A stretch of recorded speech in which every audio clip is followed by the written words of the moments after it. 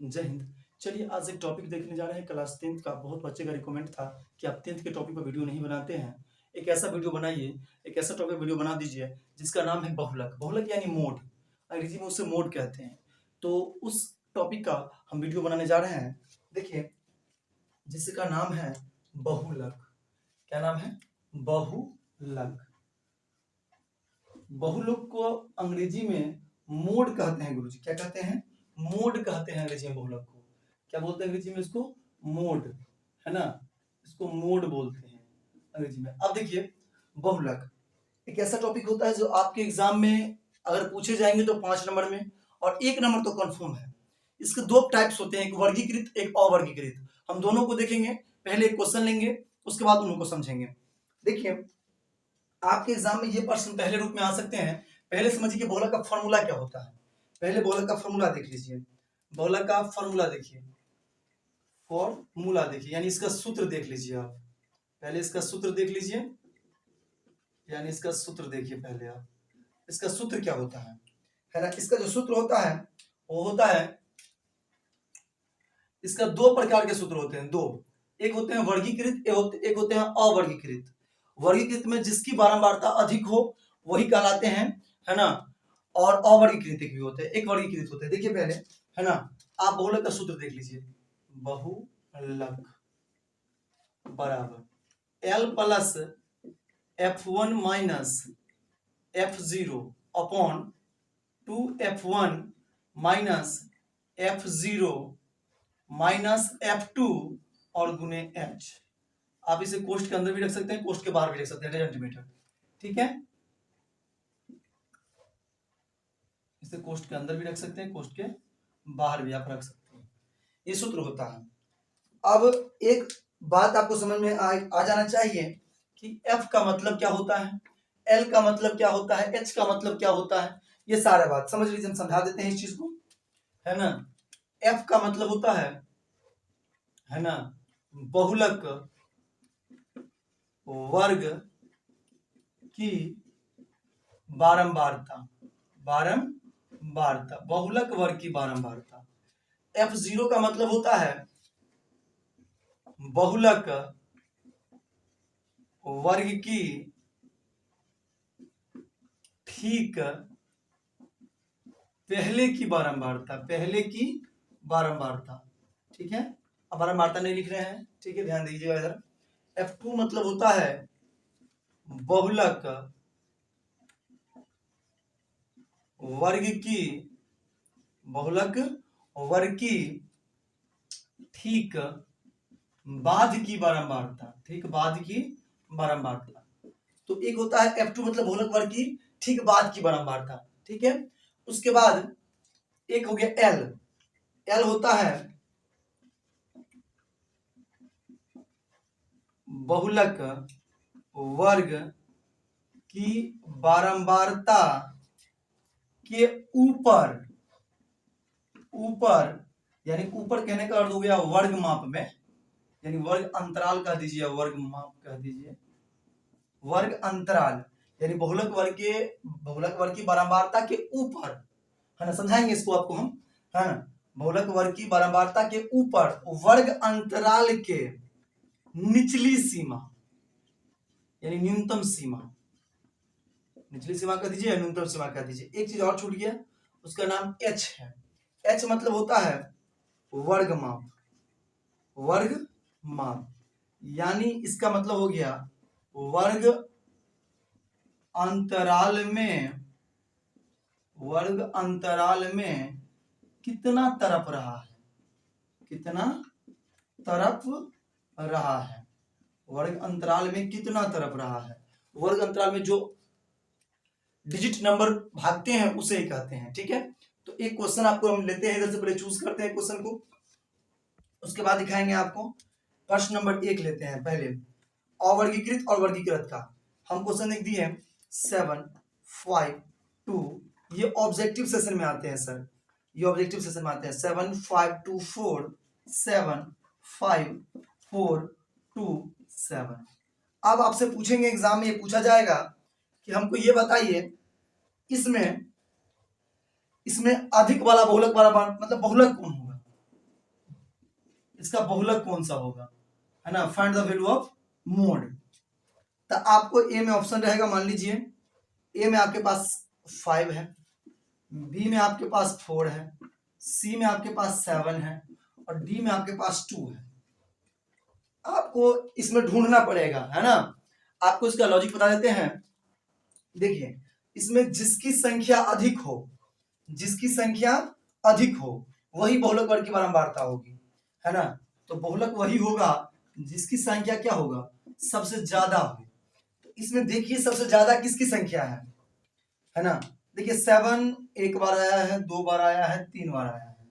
अब 5 एक बार आया है, 2 बार आया है, 4 एक बार आया है, 2 बार आया है, 1 और 2 बार आया है, और इस ये भी 2 बार आया है ना। तो 7 3 बार आया है, तो इसका 7 हो जाएगा, इसका फाइंड द आंसर हो जाएगा 7। ये 1 टाइप हो गया, ठीक है। टाइप नंबर 2 होते हैं जो इस सूत्र पर बनते हैं, फॉर्मूला इस सूत्र पर बनते हैं, ठीक है। टाइप नंबर 2, तो उसके लिए क्वेश्चन लिखते हैं हम, आपको एक क्वेश्चन चूज करते हैं। क्वेश्चन नंबर 2 बनाते हैं इनको। इसके बाद आपको बहुलक निकालने में तकलीफ नहीं होगा, कैसा भी बहुलक, कितना भी हार्ड हो या कितना भी स्लो हो, बहुलक आप निकालना सीख जाइएगा, थोड़ा समय दीजिएगा। तो क्वेश्चन नंबर 2 जो है ना, निम्न आंकड़ों का बहुलक, यानी अंग्रेजी में मोड कहते हैं इसे, बहुलक ज्ञात करें। निम्न आंकड़ों का बहुलक ज्ञात करें। जो प्रश्न है वो देख लीजिए, प्रश्न वो देख लीजिए।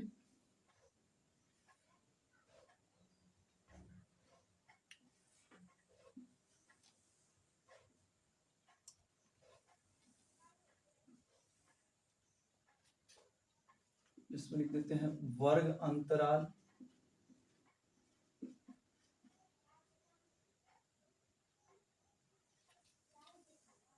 और इसमें लिख देते हैं बारंबारता। आपको दिख पा रहा होगा वर्ग अंतराल और बारंबारता। इसमें मान लीजिए इसको बॉक्स बना लेते हैं जितना देना है,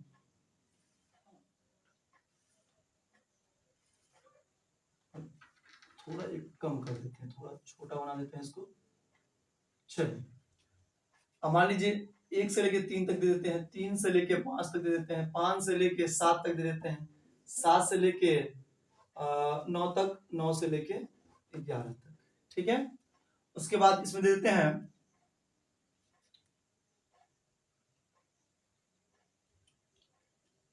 7 8 2 2 1।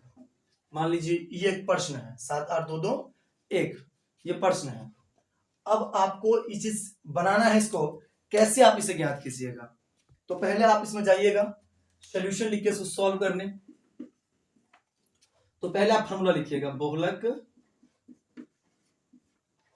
बराबर L plus F1 minus F0 upon 2F1 minus F0 minus F2 गुने H।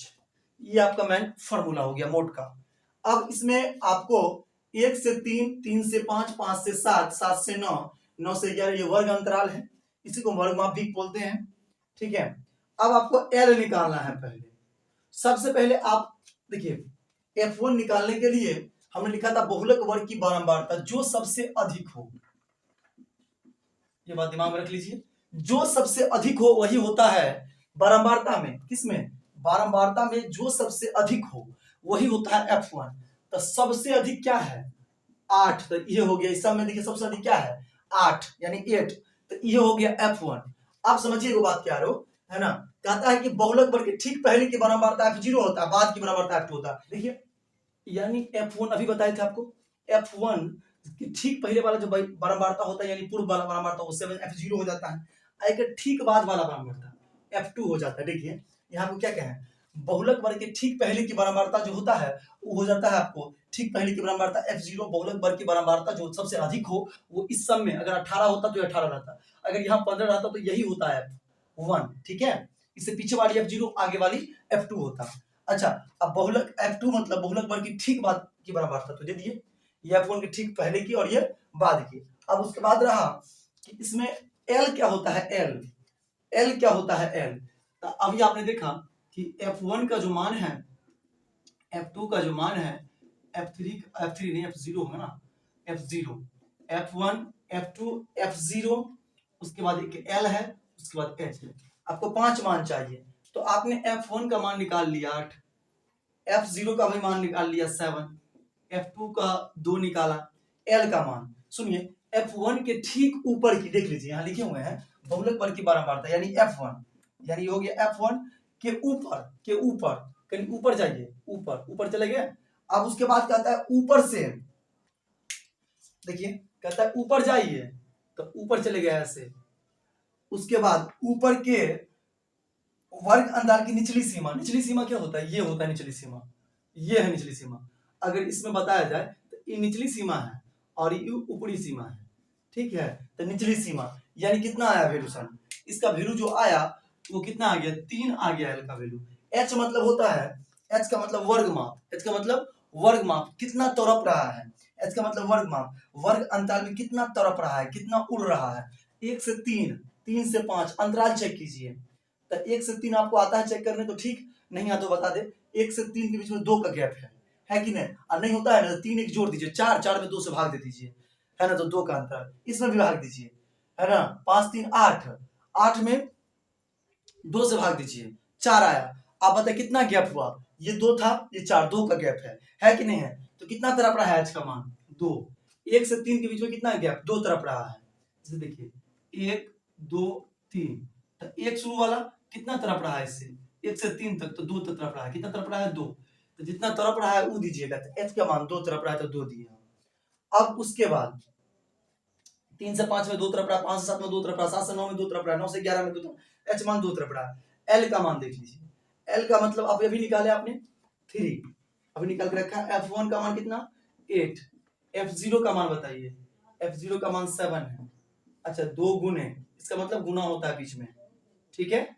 F1 का मान 8, F0 का मान 7, F2 का मान 2, H कितना तरफ रहा है, H कितना तरफ रहा है, 2 तरफ रहा है, ठीक है। अब 3 रखिए, 3 प्लस 8 में 7 चला जाएगा 1 अपॉन यानी बट्टा में 8 दूनी 16, 7 और 2 जुट जाएगा तो 9 हो जाएगा, -9 और गुने 2।